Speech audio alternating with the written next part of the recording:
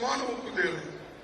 अगर वो भी करना चाहते हैं तो हम रोक देंगे और उनको बताएंगे उनका रास्ता क्या है। लोकसभा चुनाव के तीसरे चरण आते आते यहाँ एक तरफ फिर एक बार मोदी सरकार 400 पार का नारा ठंडे पड़ने लगा है, वहीं दूसरी तरफ कांग्रेस ने यू टर्न लिया है। जहाँ बीजेपी कांग्रेस पर मंगलसूत्र और विरासत की संपत्ति में बंटवारे को लेकर के हमलावर है, वहीं कांग्रेस ने अब इस पर यू टर्न लेते हुए कहा है कि जो निजाम के समय में नहीं हुआ वो अब कैसे हो सकता है। हमने कभी नहीं कहा कि संपत्ति का बंटवारा करेंगे, कांग्रेस किसी के भी मंगलसूत्र नहीं छीनेगी। हमारी संपत्ति छीन लेकर मुसलमानों को दे रहे हैं।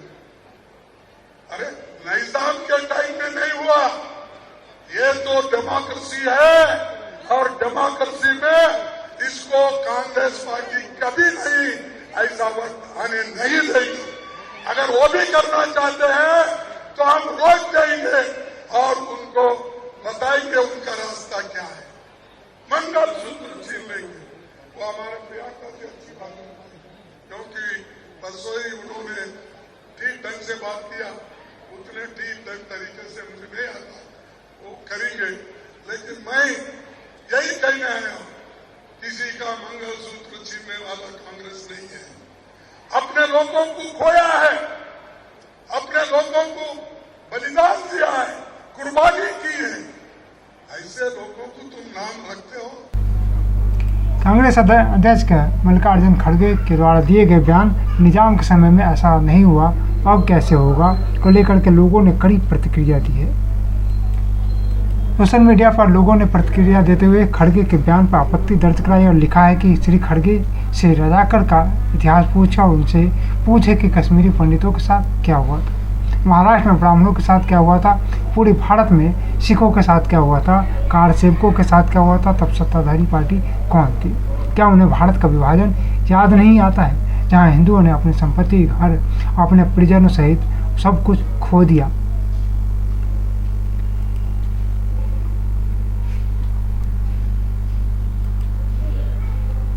एक यूजर ने एक्स पे लिखा है कि कांग्रेस पहले ही ओबीसी एसटी से आरक्षण लेकर के मुसलमानों को दे चुकी है, अब क्या बांटेगी। एक यूजर ने लिखते हैं कि जिस धरती पर खड़े होकर के निजाम और रजाकर का समर्थन कर रहे हैं, वहीं के निजाम ने हमारी हिंदू महिलाओं और का मंगलसूत्र छीन लिया। जिस भूमि पर खड़े होकर के लोगों ने रजाकारों का अत्याचार का सामना किया, वहीं खड़े होकर के निजाम के कृत्यों का समर्थन किया जा रहा है, यह बहुत ही शर्मनाक है। एक यूजर ने लिखा कि कोई बेशर्म आदमी ही कह सकता कि निजाम ने संपत्ति जब्त नहीं की थी, उस निजाम ने हिंदुओं की संपत्ति छीनी थी और आप नए निजाम भी वही योजना बना रहे हैं, लेकिन आपकी साजिश सफल नहीं होगी क्योंकि आएंगे तो मोदी सरकार ही नहीं छीनेगी। कलबुर्गी कर्नाटक में कांग्रेस अध्यक्ष मल्लिकार्जुन खड़गे ने जनसभा को संबोधित करते हुए कहा कि भाजपा कह रही है कि हम यानी कि कांग्रेस आपकी संपत्ति छीन लेंगे और मुसलमानों को दे देंगे, यह तो निजाम के समय भी नहीं हुआ, तो हम एक लोकतंत्र में हैं और कांग्रेस पार्टी ऐसा समय आने नहीं देगी। कांग्रेस किसी का मंगलसूत्र नहीं छीनेगी। अब सवाल उठता है क्या कांग्रेस एक बार फिर से मुसलमान और दलित और ओबीसी के साथ खेल खेल रही है, जहां एक तरफ राहुल गांधी कभी सरकार में सचिवों को लेकर के लोगों को गुमराह कर रहे हैं, तो कहीं विरासत में मिले संपत्ति पर टैक्स लगाने को लेकर के कभी कहते हैं हम जाति की बात नहीं करते, तो अगले ही पल दलित ओबीसी एसटी रट लगाने लगते हैं। क्या पार्टी के द्वारा विरासत संपत्ति के बंटवारे पर दिए गए बयान SC ST और अल्पसंख्यकों से लिए गए वोट और मुस्लिम आरक्षण के नाम पर लिए गए वोट लोगों के साथ खेला था या धोखा था? अगर धोखा नहीं था तो कांग्रेस अध्यक्ष यू टर्न क्यों ले रहे हैं? क्या यह कांग्रेस के आधिकारिक बयान है या फिर मल्लिकार्जुन खड़गे या निजी बयान है? नेता और कार्यकर्ता उनका विश्वास अब मोदी जी में है, भारतीय जनता पार्टी में है। विकास के लिए और जन कल्याण के लिए और अपने देश को आगे बढ़ाने के लिए कांग्रेस की हालत ये हो गई कि अब उम्मीदवार भी नहीं रहना चाहते। कुछ तो शर्मा शर्मी में बने हैं, लेकिन इंदौर के उम्मीदवार ने आज भारतीय जनता पार्टी ज्वाइन कर ली। अब ये कांग्रेस है कि जिसके उम्मीदवार का भी भरोसा अब कांग्रेस में नहीं है, मोदी जी में है, भारतीय जनता पार्टी में है और इसलिए उन्होंने कांग्रेस छोड़ दी क्योंकि कांग्रेस देश को विनाश की तरफ ले जा रही है और इसलिए कांग्रेस के उम्मीदवार भी अब पार्टी छोड़ रहे हैं, भाजपा में आ रहे हैं। क्वेश्चंस कर रहे हैं वो आम आदमी पार्टी की पॉलिटिकल डिसीजंस पे, पॉलिटिकल मूवमेंट पे, आप कैसे देखते हैं? देखिए, कांग्रेस के अंदर सब ठीक ठाक नहीं है। कांग्रेस में जिस प्रकार से एक परिवार सबको चलाना चाहता है और परिवार ही तय करता है, उससे पार्टी के जो जमीनी नेता वो तंग हैं। और जिस प्रकार से उन्होंने आम आदमी पार्टी का साथ समझौता किया और लोगों को, अपने कार्यकर्ताओं को मजबूर किया, उससे कार्यकर्ता भी तंग है। और जमीन पर उनके कार्यकर्ता आज आम आदमी पार्टी के नेताओं के लिए, जहां उनके सांसदों, जिनको सांसद के लिए टिकट मिला, उनके लिए काम कर नहीं रहे। कोई देखता है उनको कि कल तक जिन लोगों को लेकर वह खुद भ्रष्टाचार के आरोप लगाते थे, आज उन्हीं लोगों के साथ समझौता कर चुनाव लड़े, ये कैसे पॉसिबल है? तो दिखता है कि वहां पर लोगों का सांस घुट रहा है, लोगों को घुटन हो रही है, इसलिए वह इस्तीफा दे रहे हैं। ये नहीं पता कि उन्होंने इस्तीफा क्यों दिया है, लेकिन जहां तक मैं अरविंदर सिंह लवली जी को जानता हूं तो कोई कारण रहा होगा। और वो कारण, मुझे लगता है लवली एक देशभक्त आदमी है और कोई ना कोई ऐसा कारण रहा होगा। अब ये तो उनसे बात करने के बाद पता चलेगा। लेकिन कांग्रेस में कोई नहीं रहना चाहता, कोई देशभक्त कांग्रेस में रहना नहीं चाहता इस समय, कोई राष्ट्रभक्त कांग्रेस में रहना नहीं चाहता। सनातन को जो प्यार करता वो कांग्रेस में नहीं रहना चाहता, क्योंकि कांग्रेस सनातन विरोधी होने के साथ साथ राष्ट्र विरोधी हो गई है।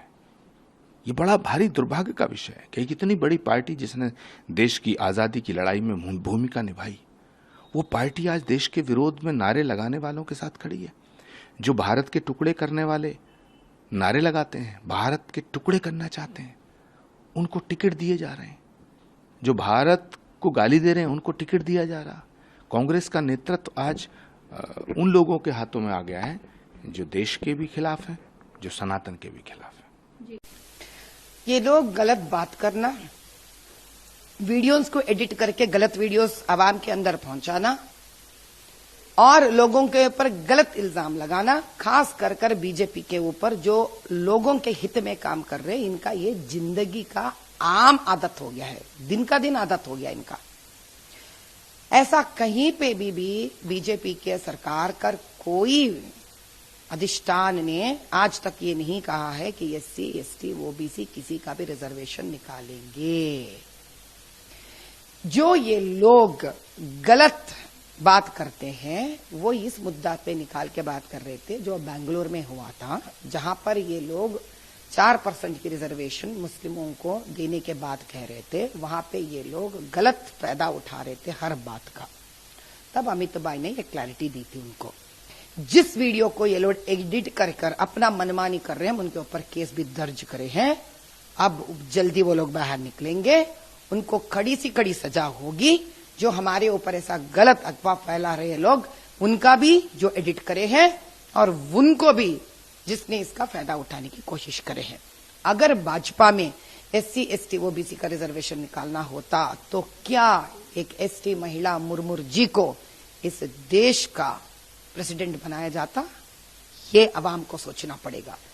ओवैसी जैसे लोग, कांग्रेस जैसे पार्टियां लोगों में गलत फहमी उठाने के लिए, गलत मैसेज भिजाने के लिए बहुत बहुत प्रयत्न कर रहे हैं। लेकिन अब आवाम को ये जागृत होना पड़ेगा कि जिस देश में 10 सालों से इतना शांति है, जो अमन है, यहाँ पर सबका साथ, सबका विकास, सबका प्रयास, सबका विश्वास लेकर हमारे मोदी भाई और अमित भाई आगे बढ़ रहे हैं, उन पर भरोसा करने पर ही आपकी भी जीवन भाग्य की तरफ और अभिवृद्धि की तरफ जाएगी।